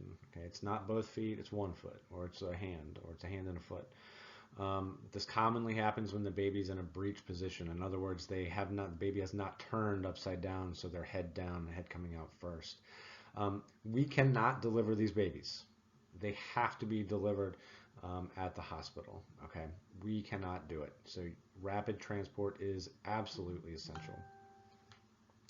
One of the things that is possible in both the limb presentation as well as the breech presentation is that we could have a prolapsed umbilical cord. That means the umbilical cord is coming out first. What do you think? Do you think there could be problems if the umbilical cord's coming out first? What do you think could happen? Well, if we have the umbilical cord coming out first and then the baby starts coming out, the baby's body is going to be putting pressure on the umbilical cord. If that happens, then we could be cutting off the blood supply to the baby. Okay, so we need to be really be aware and be careful of that. So for the patient care, for the limb presentation, again, transport the mom right away. Okay, this is rapid transport to a medical facility so they can help with the delivery there. We cannot deliver a limb presentation baby in the field. It cannot be done with us. Okay. We're going to position the mom the same as with a breech presentation. So head down, pelvis in the air, have gravity assist us. There, we're going to give high flow oxygen to mom there. And then we have some care here if there's a prolapsed cord there, so that we'll have to take care of, which we'll talk about here next. So prolapsed cord is when the cord comes out first. All right, that's the first thing you see presenting there. This can happen with a normal head first delivery, but it's more common with a limb presentation or breech presentation. So when the cord is prolapsed, as we said, there may be pressure from the baby's body or head on the cord, and what that'll do is that it could cut the blood supply off to the baby, thus cutting off the baby's oxygen supply. It's a life-threatening condition for the baby. It's incredibly serious. So what you have to do there is we're going to try to elevate the hips. If we can get mom in that head down position, not as it's showing here in this picture, but as we can get mom in that head down position with the pelvis in the air, give her high concentration oxygen, keep her warm. You're going to have to insert your gloved hand into the vaginal opening, and we're going to have to keep the baby's head or body off of the cord. Right? We're not trying to push the cord back in or anything else like that, but you're going to have to insert your hand, your gloved hand, to keep pressure off of the cord. If this happens and you've put your hand, inserted your hand to keep pressure off of the cord, you and mom are now one unit.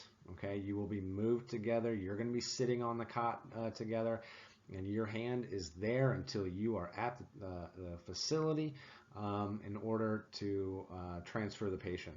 Okay, you guys are now one unit together. All right, you can't take that hand out. Otherwise, the baby could, the pressure could be put back on the cord, and then we cut off the baby's oxygen supply. All right, multiple births.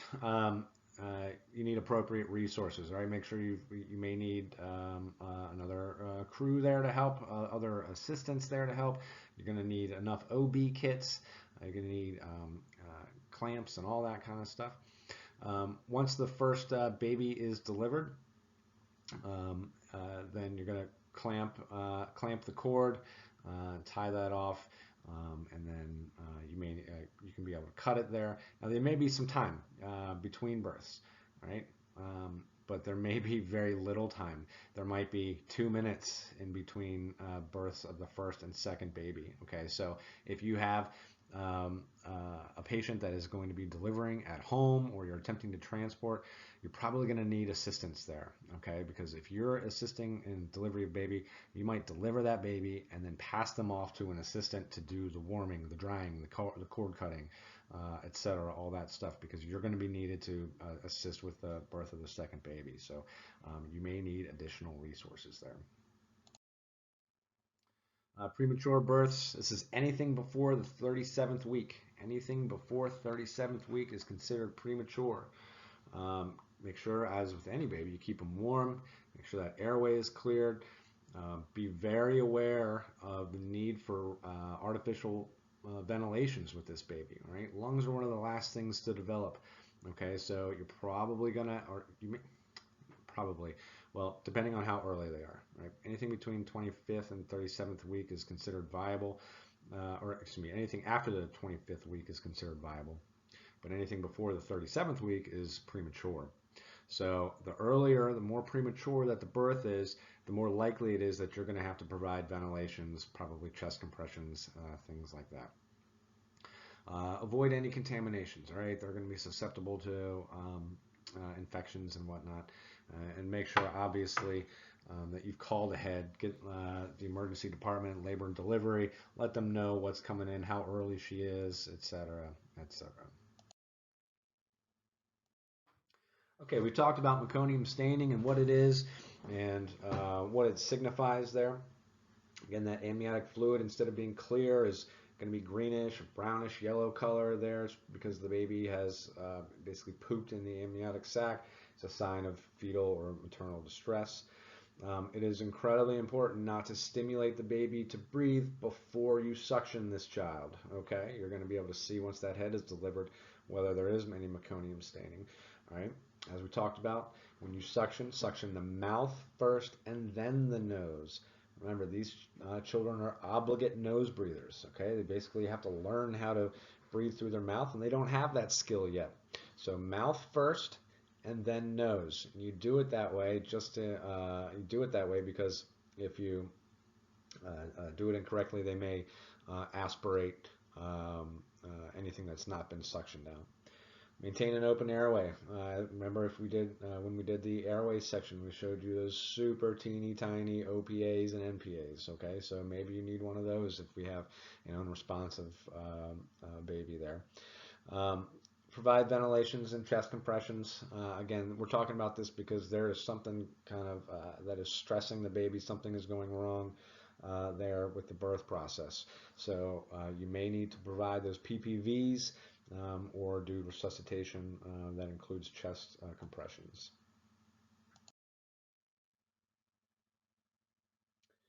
Right, so this is kind of an obvious think about it there. Why do you need somebody helping the mom through all this, right? She needs support. This is a big process. This is an exhausting physically and mentally and emotional process here. So it helps to have somebody that knows what's going on, being in constant communication with that mom. And observing also what you're doing and the baby's appearance and things like that as the process goes along. It's just a massive help. All right, so let's talk about emergencies in pregnancy. There can be excessive pre-birth bleeding. There can be ectopic pregnancies. There can be seizures from eclampsia, preeclampsia, miscarriages and abortions, trauma in pregnancy, stillbirths, cardiac arrest of pregnant women. There's lots of things that can go on here in the emergencies there. So. Let's talk about the excessive pre-birth bleeding first. Obviously, a sign of excessive bleeding is bleeding. So they may or may not have abdominal pain. If there's a lot of bleeding, we have to be aware of signs of shock. So let's get our vital signs taken here. What does their appearance look like? Um, as with any trauma, if there's a lot of bleeding, let's give them high flow oxygen and get them to the hospital. Controlling any vaginal bleeding is just placing a sanitary napkin or gauze pads, chuck pads, chucks pads there at the vaginal opening. Remember, we're never like stuffing the vagina with bleeding control material there. If there's any tissue that's been passed, okay, that means if any like fleshy tissue has been passed from mom, like it has been expelled from her vaginal opening, save that tissue, okay. That might be um, that might be fetal tissue, so you need to save all of that.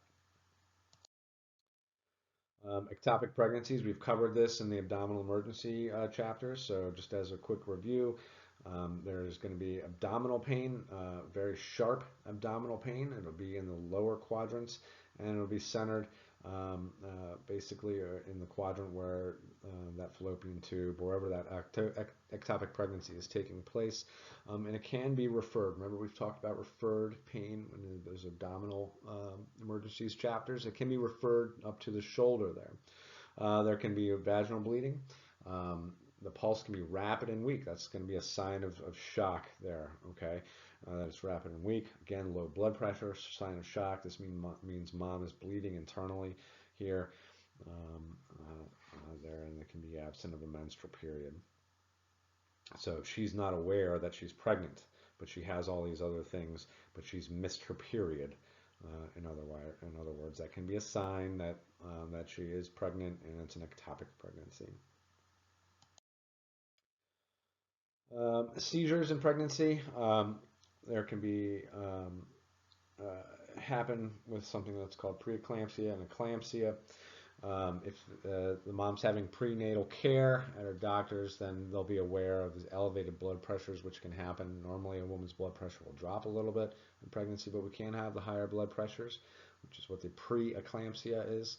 She's going to have elevated pressures there. She's going to be obtaining a lot of fluids, things like that. So there'll be excessive weight gain because of all the fluids and things that she's, all the fluids that she's not getting rid of, she's holding on to.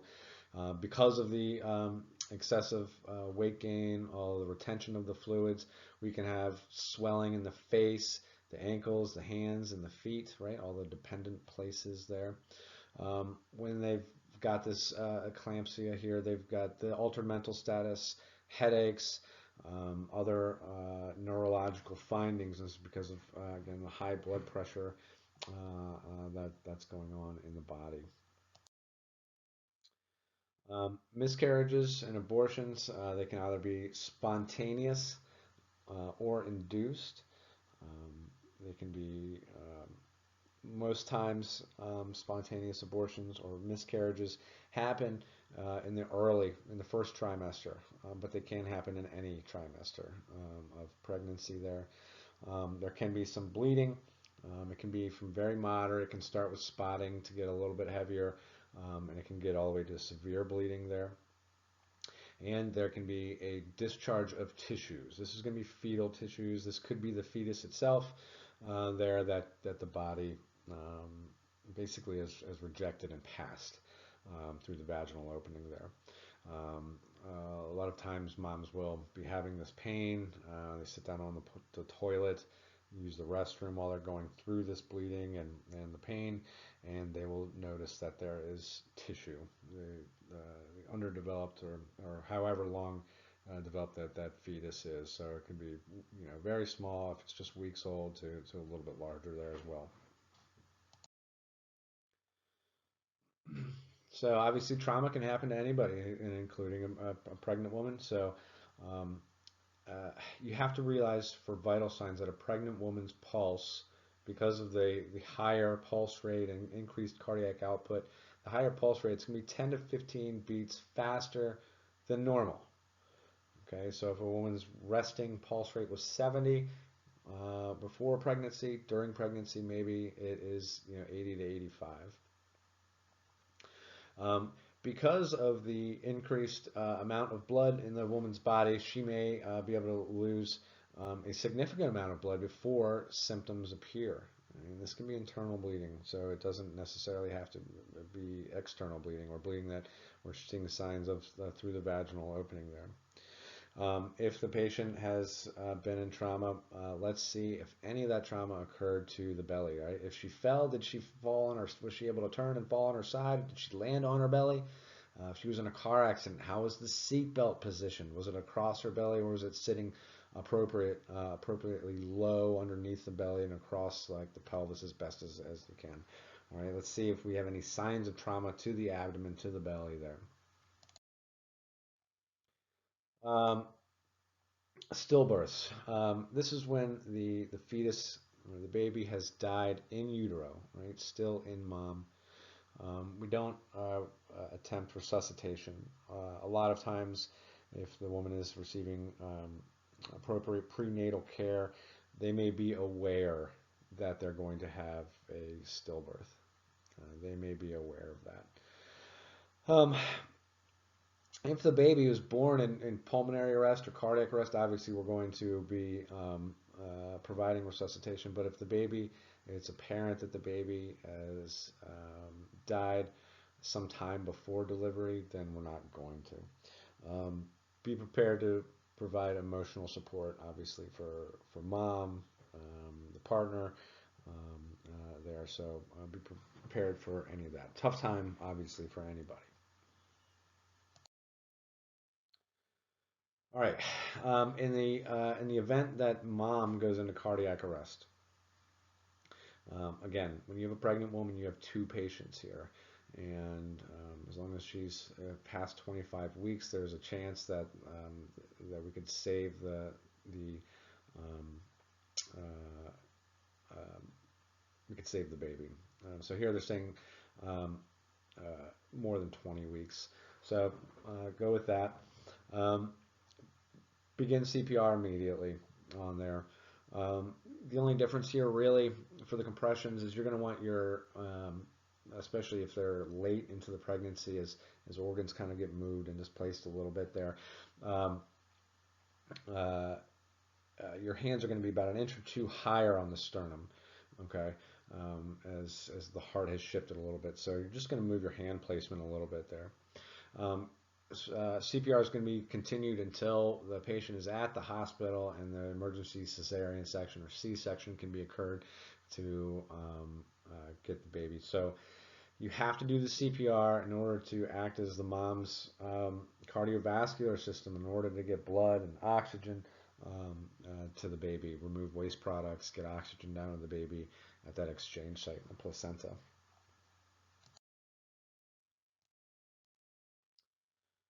All right, other gynecological emergencies.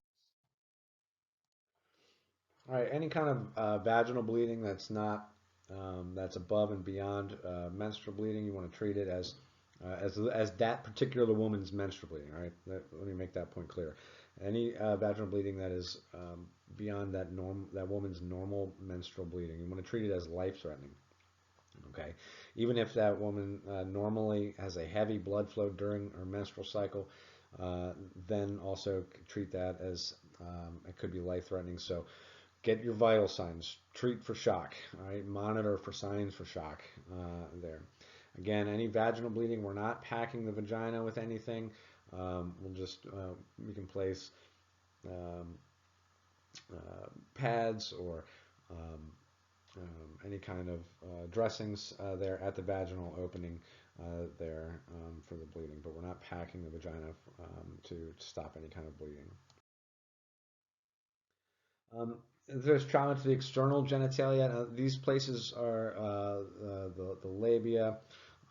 They're highly vascular. Okay, so bleeding can be profuse there.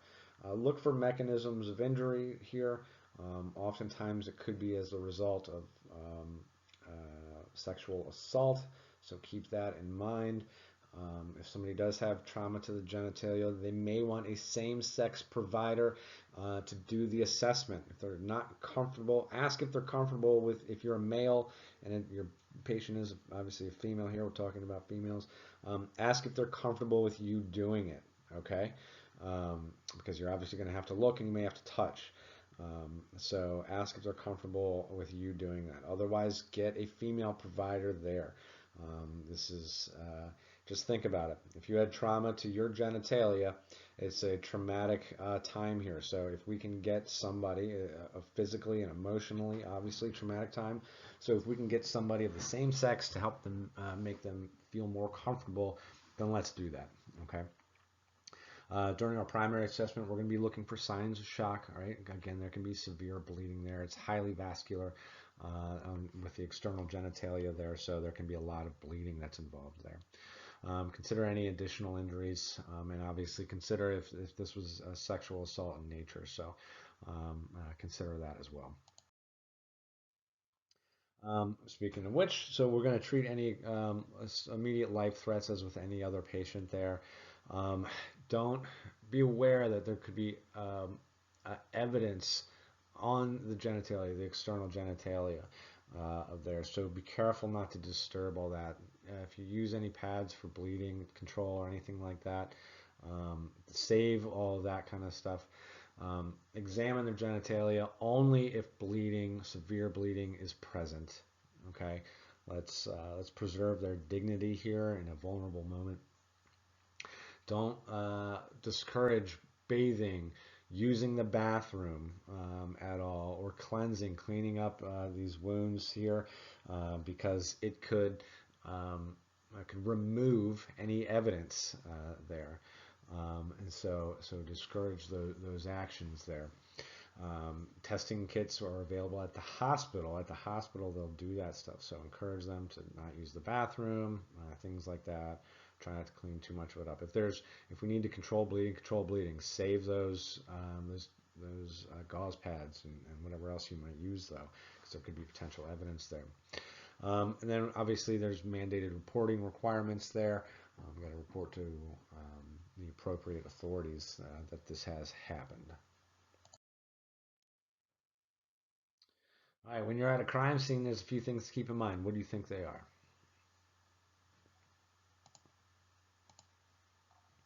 All right, so we've got to make sure it's safe first. Make sure it's safe there for yourself. Once the police have secured the scene, then you can go ahead and move on in. Be careful on your entry and exit to the scene, that you're not moving around or disturbing any potential evidence there. If you do have to move something in order to do or access your patient, let somebody know that that's what's happening. Officer, I'm moving this out of the way. Officer, I have to move this bloody blanket here, or in order to do patient care. I'm putting it over here. Things like that. Okay, be aware of. So don't disturb evidence. Make sure the scene is safe. Is obviously your first priority. All right, this was a long one. Thank you for hanging in there. If you have any questions, obviously shoot me an email. Make sure that you get your reading done. Pay careful attention to the vocabulary. This is a chapter that has a lot of specific vocabulary here, so be aware of that. Anything that's bold-faced, make sure that you know it and can explain it. Go through the chapter handouts that I've given out. See that they do have the answer keys, so make sure that you use those to check your answers. It doesn't do you any good to use them to fill the answers in. If you don't know an answer, go ahead and look it up. Again, feel free to shoot me an email if you have any kind of questions at all regarding this.